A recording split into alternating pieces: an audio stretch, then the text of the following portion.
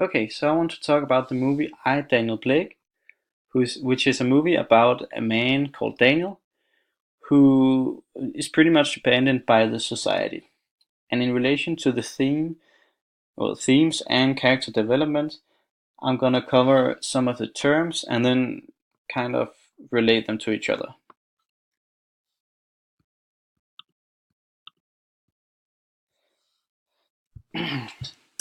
So the first theme and kind of term that we have covered that I want to go over is the big society. And the big society, which is the system currently, during the movie, it was this current system in Britain, and it pretty much says that the government is affecting the society the least as possible.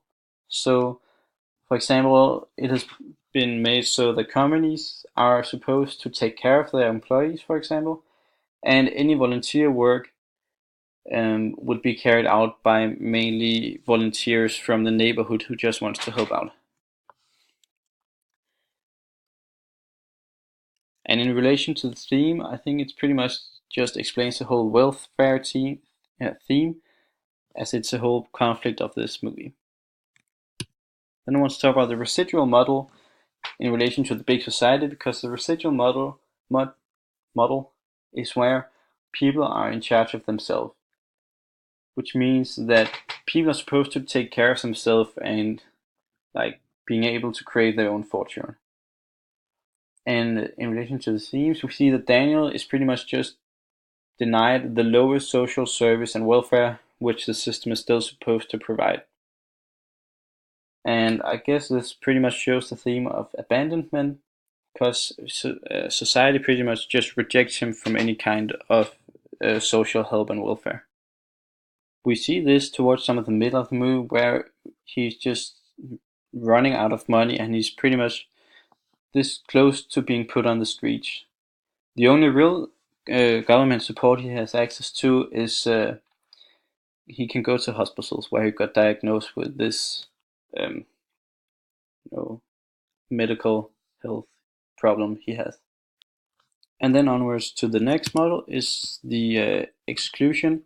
And this is talk about how he's again abandoned by society and he has no social assistance of any kind. But not only in the kind of social content, also in maybe another theme could be loneliness, because his wife just died. So not only is he kind of excluded from society, but he's also kind of lonely and vulnerable. But even though we see this exclusion of Daniel by the society, when we talk about, if you go back to the big society, we talk about how he's still trying to help out people as he find himself able to. For example, when he helps the uh, the other main character, the woman with the two kids, who tends to be in a lot of trouble, and he just helps them out in general. And as for the next subject, I cover the social heritage, which has a lot of like meaning in the movie when you think about it, because Daniel is in the working class in his later life, which means that he's probably always been in the working class. And in this way, we can also talk about the next point, which is the social mobility. Because when we see and hear social mobility in the everyday life, we talk about how people can climb the social ladder. And but what you don't talk about that much is how people sometimes can also fall all the way down, which is what Daniel experiences when he's kind of in his vulnerable phase of life, when he's just being denied his kind of money, even though he has a medical condition again. And yeah, as the main themes is pretty much abandonment and loneliness and vulnerability. And that kind of explains how social mobility is just falling all the way down to the bottom of the pit.